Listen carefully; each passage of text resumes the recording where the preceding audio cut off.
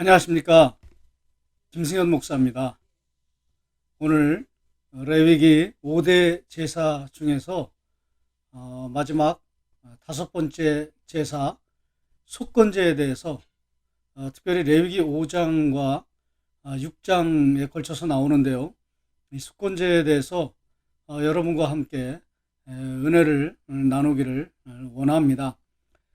특별히 이 속건제는 5대 제사 중에서 번제, 소제, 화목제, 속죄제, 그리고 오늘 이제 속건제인데요. 이건 5대 제사입니다.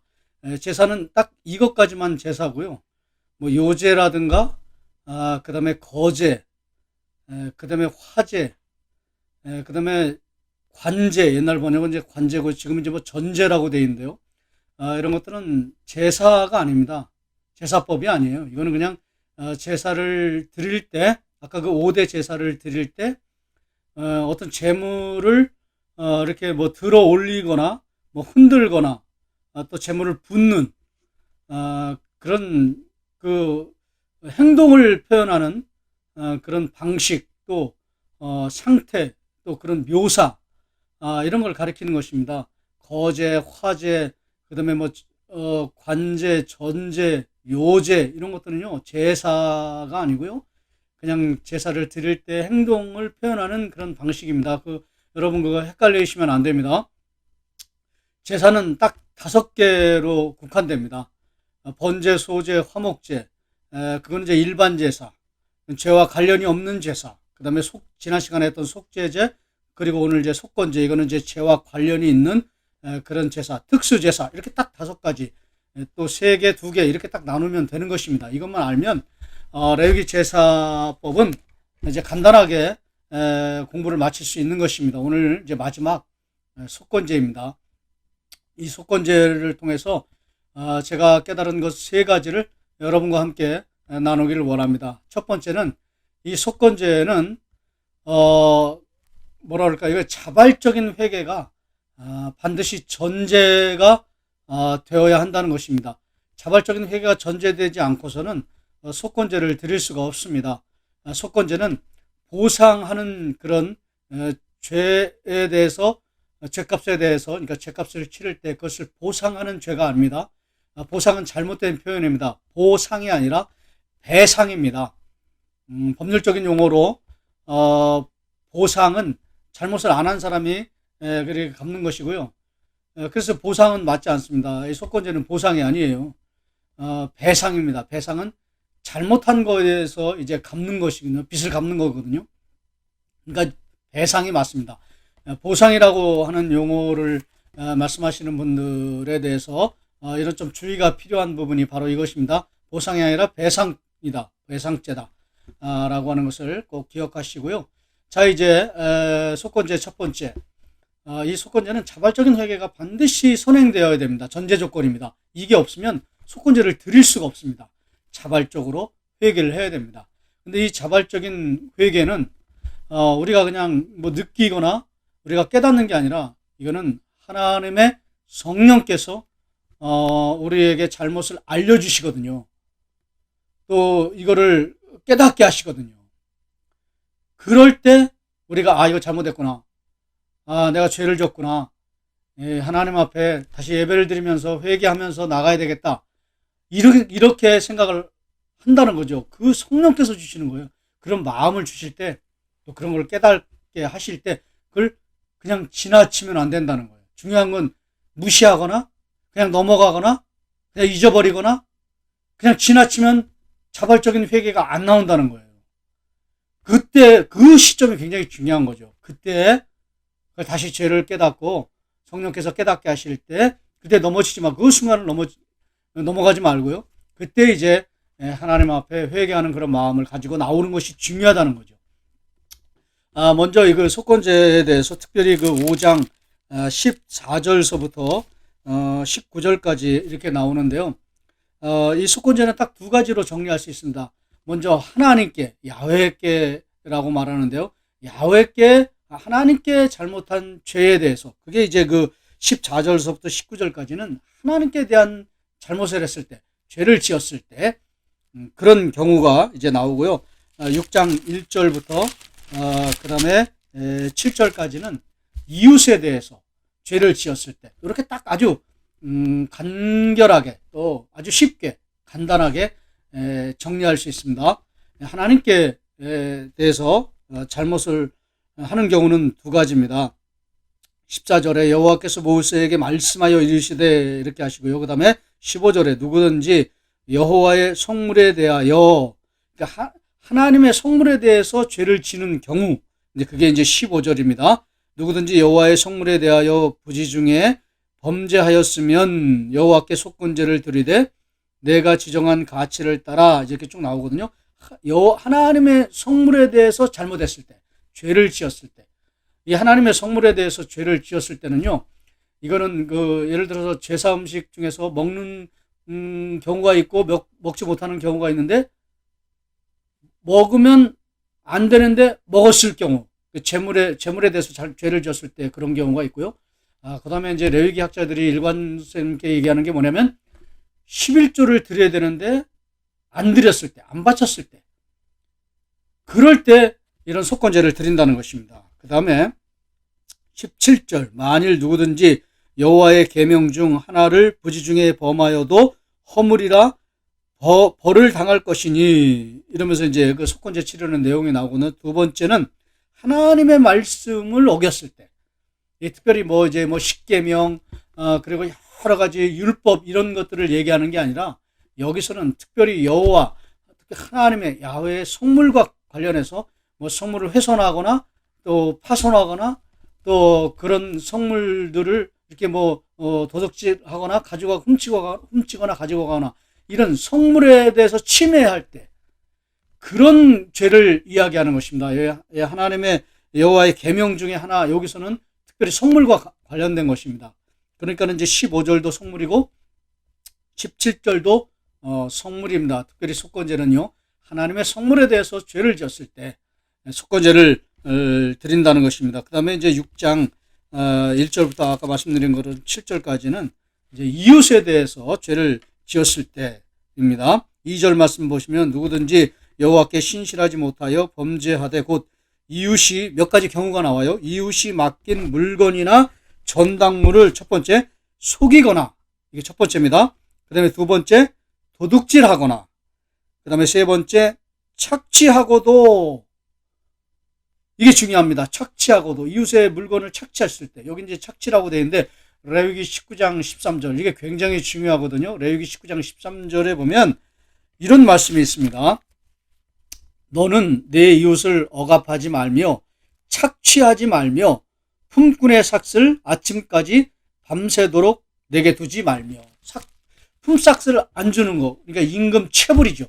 그리고 이 고용주들에 대한 그런 말씀이에요. 이게 엄하게 질책하고 죄를 책망하는 그런 말씀입니다. 이 속건제 중에서는 착취의 부분에 있어서는 고용주에 대해서, 사업주에 대해서 그 임금을 체불하지 말아라. 절대 그렇게 해서는 안 된다. 그 다음날까지 체불을 해서는 절대 안 된다. 라고 레위기 19장 13절에 강조하고 있는 것처럼 여기 이 세 번째는 임금 체불, 착취라고 표현되는데요. 임금 체불을 이야기하는 것입니다. 이거는 사업주들이 아주 정신을 차리고 들어야 될 그런 하나님의 말씀입니다. 오늘날도 그대로 적용되는 거예요. 영적인 진리는, 이 말씀의 본질은 지금도 그대로 계승되고 흐르고 있다는 것이죠. 그 다음에 마지막 네 번째는요, 사실을 부인할 때, 속이거나 도둑질하거나 착취하거나 부인하거나 이렇게 했을 때 속건제를 반드시 드려야 된다는 것입니다. 자, 그 다음에 이제 또 한 가지, 이제 다섯 번째는 3절에 나와 있는데요. 남의 잃은 물건을 줍고도 사실을 부인하여 거짓 맹세하는 등 사람이 이 모든 일 중에 하나라도 행하여 범죄하면 이제 속건제를 드리는 거예요. 이건 남의 물건을 이제 주워놓고 그렇게 죄를 졌을 때 이제 다섯 가지 경우, 이웃에 대한 그 죄에 대해서 속건제를 드려라. 이런 거는 이제 중요하지 않고요. 그런 그 구체적인 내용이 중요한 게 아니라, 이게 속건제로 이어지려면 반드시 뭐가 필요했냐면 자발적인 회개가 필요했다는 거예요. 자발적인 회개가 없으면 속건제로 드리나 마나입니다. 드릴 수도 없어요. 그쪽으로 넘어가지 않습니다. 근데 이 자발적인 회개는 누가 주시느냐? 우리 안에서 스스로 일어나는 게 아니라 성령께서 주신다는 거예요. 성령께서 주실 때 순종해야 된다는 거죠. 그러니까 자발적인 회개의 적용은 순종입니다. 즉각적인 순종. 그것을 해야 된다라는 것을요, 우리가 첫 번째로 좀 교훈을 받을 수가 있고요. 두 번째는 이 속건제는 지난번에도 말씀드린 것처럼 굉장히 값비싼 그런 희생 그 대가가 그런 배상이죠. 배상을 필요로 하는 제사였다는 거예요. 굉장히 값비싼 제사였다는 거죠. 소재는 뭐 굉장히 저렴한 그런 가난한 자들을 위한 배려 그런 거 아닙니까? 그러나 이 속건제는 그렇지 않습니다. 이 속건제는 굉장히 값비싼 그런 대가 배상이 필요한 그런 제사입니다. 그걸 우리가 어떻게 알 수 있냐면요, 5장 제가 14절서부터 이렇게 돼 있잖아요. 15절 말씀 보시면 이렇게 되어 있습니다. 누구든지 여호와의 성물에 대하여 부지 중에 범죄하였으면 여호와께 속건제를 드리되, 그 다음에 내가 지정한 가치를 따라 성소의 세겔로 몇 세겔이라고 했는데 여기는 이제 그 2세겔입니다. 2세겔에 해당되는 은이에요. 은으로 2세겔입니다.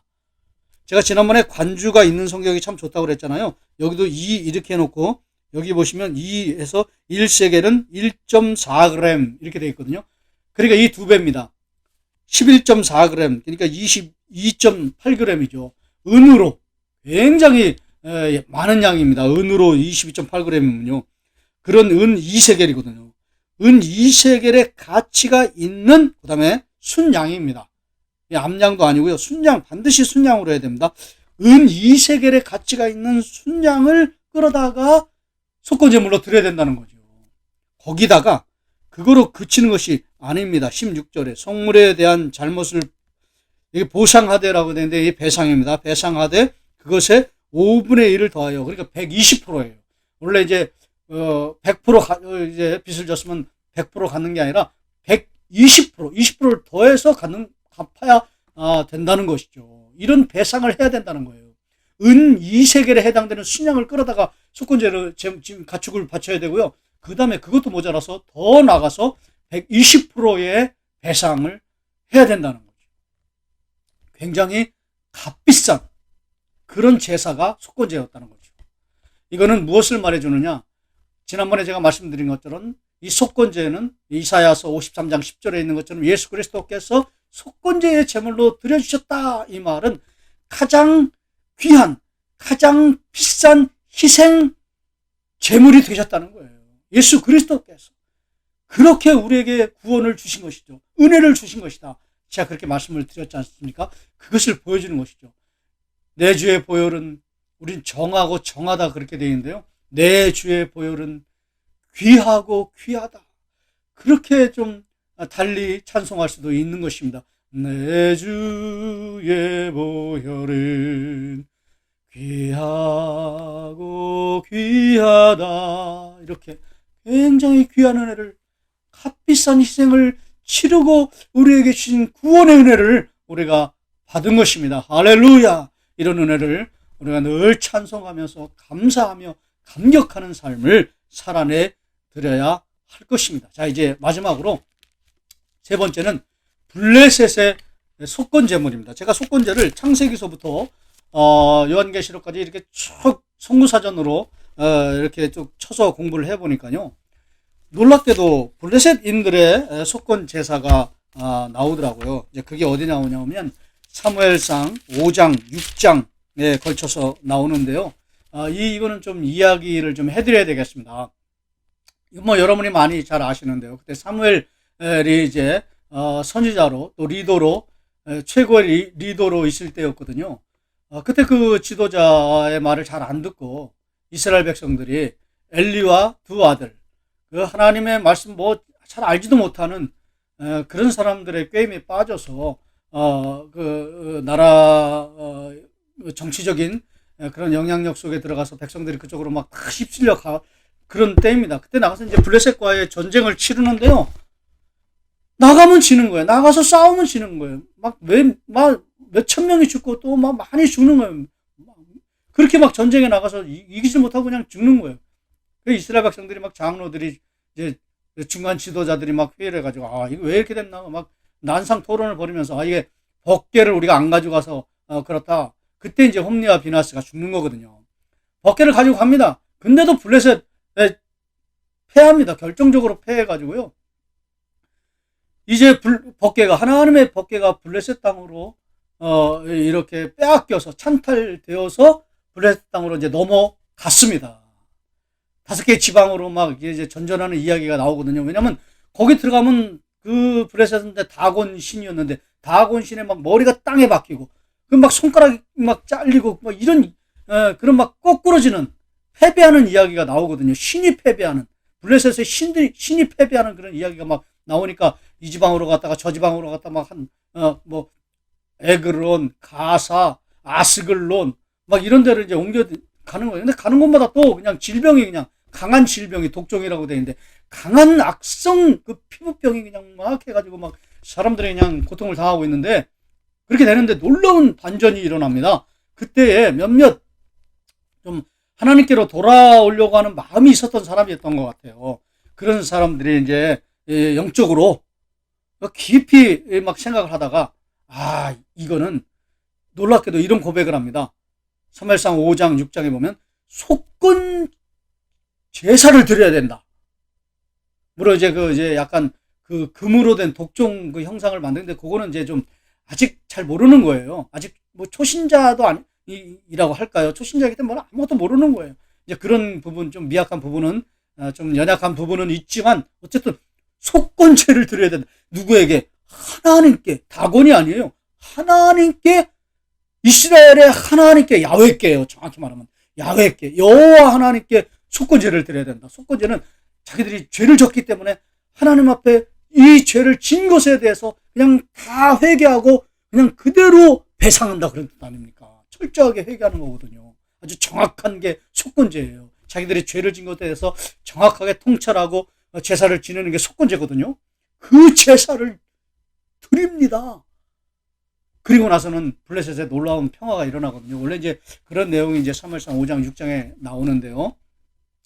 이 부분은 이제 중요한 부분을 이제 제가 자막으로 이제 띄워드릴 텐데요. 그 속건제를 드리겠다라고 하는 그런 부분만 제가 한번 읽어보겠습니다. 6장 3절 말씀입니다. 사무엘상 6장 3절. 그들이 이르되 이스라엘의 신의 괴를 보내려거든 거저 보내지 말고. 이게 중요한 거예요. 거저 보내지 말고. 여기 엄청난 회개가 들어있는 거예요. 그 다음에 그에게 이스라엘 하나님께 속건제를 드려야 할지느냐.